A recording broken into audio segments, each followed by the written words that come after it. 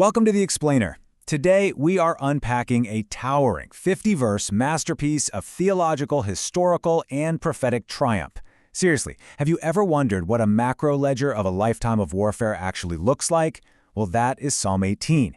It is this cosmic, covenantal battle ledger that proves beyond a shadow of a doubt that Yahweh is willing to literally tear the fabric of the cosmos apart just to rescue a single covenant partner. So if you want to really understand the terrifying and majestic power that Elohim wields on behalf of those who walk uprightly in his statutes, you are in exactly the right place. Okay, let's dive into this. We've got a 6-part roadmap for our journey today. We'll start off with the Great King's armor, then move into the cosmic theophany of rescue, followed by the verdict of righteousness. After that, we'll look at the weaponization of the king, the ultimate triumph in Yashua, and finally, we'll wrap up with activating your fortress today. Section 1. The Great King's Armor. Now, this song maps out the incredible shift of a man transitioning from a hunted, desperate fugitive to an enthroned, victorious emperor. The superscription of the psalm actually gives us the exact historical context. It says, quote, "In the day that Yahweh delivered him from the hand of all his enemies and from the hand of Saul," end quote. And man, right out of the gate, David just bursts forth with this declaration of visceral, intense affection. He says, quote, "I will love you, O Yahweh, my strength. Yahweh is my rock and my fortress and my deliverer, my my strength, in whom I will trust, my shield and the horn of my salvation, my stronghold. I will call upon Yahweh, who is worthy to be praised, so shall I be saved from my enemies," end quote. You know, what's really fascinating here is the specific Hebrew word used for love in that very first verse. When David says, "I will love you deeply, Yahweh," the verb he uses is raham. This isn't just a casual affection or a passing feeling. Raham denotes a tender, incredibly deep, almost motherly or parental compassion. It represents an intense, unbreakable emotional bond between this battle-hardened warrior king and his sovereign savior. And flowing right out of that love, David constructs what is essentially an absolute fortress of words. Just look at this 8-fold defensive wall he builds. He calls them rock, or selah in Hebrew, fortress, deliverer, el, strength, shield, which is magen, horn of salvation, and stronghold. These aren't just poetic flourishes, right? They correspond to real-world survival. When David was trapped as a fugitive in the caves of En-Gedi, Yahweh was the literal, physical limestone rock keeping him hidden. When Saul's army surrounded him, Yahweh was his shield deflecting spears. This just goes to prove that taking immediate refuge inside the character of Elohim is the absolute ultimate survival tactic. Section 2. Cosmic Theophany of Rescue. So, when the warrior cries out from his fortress, the atmosphere dramatically shifts. It goes from a local earthly skirmish to a terrifying cosmic intervention. David was in absolute crisis here. Listen to how he describes being totally tangled in the cords of Sheol. Quote, "The pangs of death surrounded me, and the floods of ungodliness made me afraid. In my distress I called upon Yahweh. He heard my voice from his temple. Then the earth shook and trembled. The foundations of the hills also moved. He bowed the heavens also, and came down with darkness under his feet. And he rode upon a cherub and flew. He flew upon the wings of the wind." End quote. And this brings us to a massively important concept, a theophany. Basically, a theophany is a visible, physical manifestation of Elohim.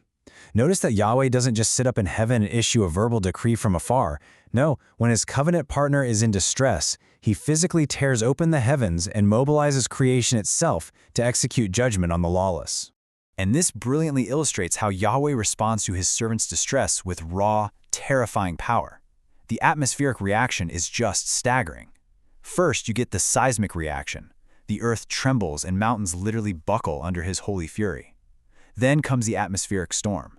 Thick darkness, called arafel in Hebrew, forms under his feet with smoke and devouring fire.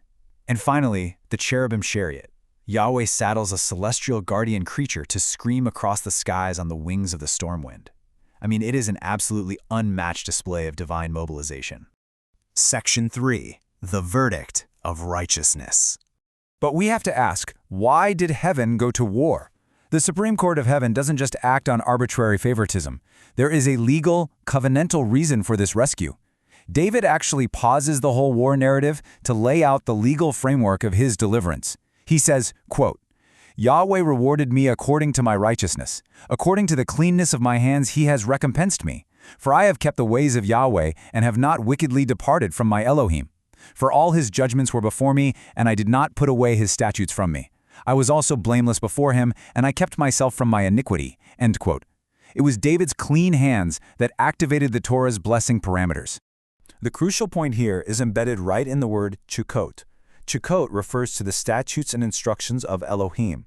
They are the unalterable baseline for our covenant alignment. David says explicitly that he did not put away these statutes. He absolutely refused to compromise his covenant alignment, no matter how intense the pressure became out there in the wilderness. And listen, David's claim of righteousness wasn't some kind of boastful arrogance. It was a perfect match to the baseline established by Moses in the Torah. Remember Deuteronomy? Quote, "Then it will be righteousness for us, if we are careful to observe all these commandments before Yahweh our Elohim, as he has commanded us." End quote. Because David maintained this strict alignment, his cause was just, and it legally required Elohim to act on his behalf. Section 4. Weaponization of the king. Once that verdict of righteousness is established, Yahweh transforms the fragile human king into an unshakable instrument of judicial conquest. He doesn't just fight for David, he literally weaponizes David himself. The defensive fugitive aggressively shifts into a conquering warrior. Listen to this. Quote, "It is El who arms me with strength and makes my way perfect. He makes my feet like the feet of deer and sets me on my high places. He teaches my hands to make war so that my arms can bend a bow of bronze. I have pursued my enemies and overtaken them." End quote.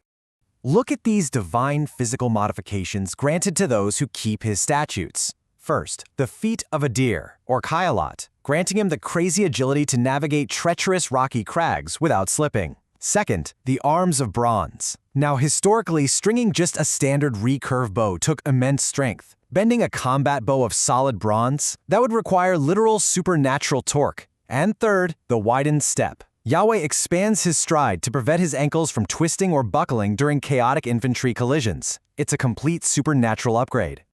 Section 5. Ultimate Triumph in Yashua. Now, we absolutely cannot limit this text to just history. We have to look past David's Bronze Age skirmishes to the ultimate prophetic fulfillment of this song in the Messiah. David finishes with a thunderous doxology, declaring the ultimate roadmap for the King of Israel. Quote, "Yahweh lives, blessed be my rock, let the Elohim of my salvation be exalted. Great deliverance he gives to his king and shows mercy to his anointed, to David and his seed forevermore." Let's see how this builds across the timeline of redemption. First, David recalls the Exodus, right? Quote, "Then the channels of the sea were seen, and the foundations of the world were uncovered at your rebuke, O Yahweh." End quote. But notice how that exact same raw power that parted the Red Sea for Moses and saved David was manifested in the ultimate theophany. When Yashua entered the ultimate human crisis on the execution stake, wrapped in the pangs of death, heaven responded with an earthquake that ripped the temple veil and fractured the rocks of Jerusalem, just as it's recorded in Matthew 27:51. And because Yashua walked in flawless, absolute righteousness and perfect Torah purity, the grave legally could not hold him. Quote, "You have made me the head of the nations. A people I have not known shall serve me." End quote. The Father drew Yashua out of many waters and raised him up to be the immortal head of the nations. Section 6. Activating your fortress today. So what does all of this mean for us? For the modern Torah-keeping believer who might feel entirely overwhelmed by a lawless culture? Well, Psalm 18 is your fortress of hope. You must proclaim Yahweh as your rock, your fortress, and your high tower before you even try to engage the problems of your day. You can rest in the absolute reality that your smallest prayer has the power to mobilize the entire throne room of heaven. But remember that legal parameter we talked about. You must maintain clean hands and uncompromising obedience to the instructions of the Torah. Your obedience sets the legal stage for your divine vindication. The deliverer of Israel is completely faithful to his word, but it demands our alignment. So, as we close this explainer, I want to leave you with this final, challenging question to really reflect on. Are your hands clean enough to mobilize the throne room of Elohim? Evaluate your walk, hold fast to his statutes, and prepare your feet to walk on high places. Keep studying, keep aligning, and we'll see you next time.